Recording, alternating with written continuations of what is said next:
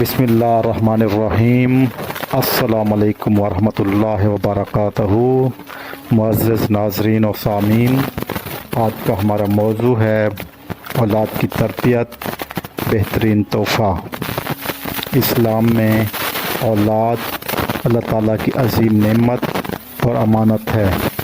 اس کا سب سے قیمتی تحفہ صرف دنیاوی مال یا جائیداد نہیں بلکہ اچھی تربیت ہے جو بچوں کو ایمان، اخلاق اور کردار کا زیور عطا کرے۔ نبی کریم صلی اللہ علیہ وآلہ وسلم نے واضح فرمایا، باپ اپنی اولاد کو جو سب سے بہتر چیز دے سکتا ہے وہ اچھی تعلیم و تربیت ہے۔ آج کی حدیث اسی کے متعلق ہے، اولاد کی تربیت کے متعلق آج کی حدیث ہے۔ آپ سے گزارش ہے کہ آپ نے اگر ہمارا چینل ابھی تک سبسکرائب نہیں کیا تو ہمارا چینل سبسکرائب کر دیں، بیل آئیکن کے بٹن کو دبا دیں، اور اگر آج کی آپ کو حدیث اچھی لگے تو اسے لائک کرنا، شیئر کرنا اور کومنٹس میں اپنی رائے سے ہمیں ضرور آگاہ کیجیے گا۔ چلتے ہیں آج کی حدیث مبارکہ کی طرف۔ حدیث مبارکہ اردو ترجمہ۔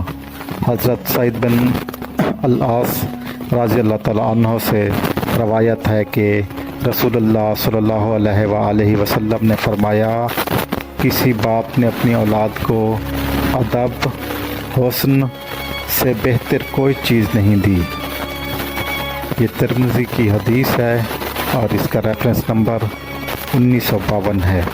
تشریح: یہ حدیث ہمیں یہ سکھاتی ہے کہ اچھی تربیت، اخلاق، دینی تعلیم اور کردار سازی ہی وہ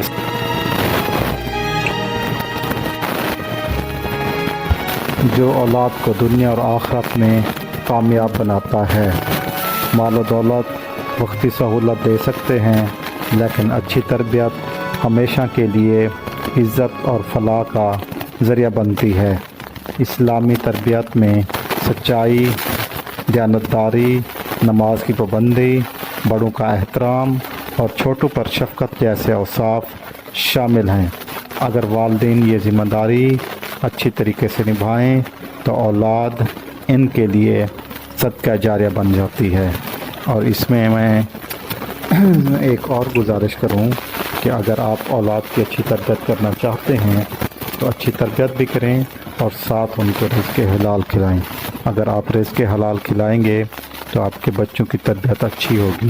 اگر آپ رزق حرام کھلائیں گے تو بچوں کی تربیت جتنی بھی اچھی آپ کرنے کی کوشش کریں ہرگز نہیں ہوگی۔ یقیناً آپ پریکٹیکلی اپنے ارد گرد نظر گھمائیں اور پھر آپ کمنٹس میں اپنی رائے سے ہمیں ضرور آگاہ کیجیے گا۔ جزاک اللہ۔ آپ سے ایک بار پھر گزارش ہے کہ اگر آپ نے ہمارا چینل ابھی تک سبسکرائب نہیں کیا تو چینل سبسکرائب کر دیں، بیل آئیکن کے بٹن کو دبا دیں اور ویڈیو کو لائک اور شیئر کرنا ہرگز نہ بھولے گا۔ جزاک اللہ۔ اللہ حافظ۔